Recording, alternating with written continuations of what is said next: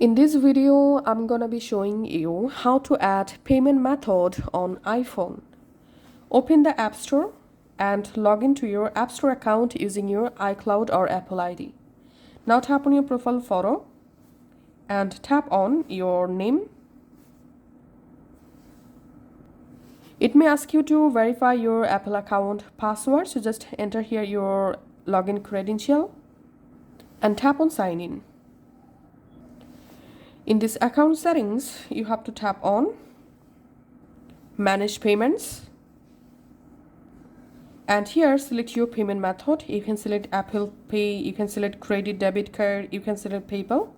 So the best option is add here credit and debit card. Now just go ahead and enter here your card number, expiry date, CVV code, and then tap on done, and that's how you will be able to add your card or payment method on your iPhone. Thanks for watching.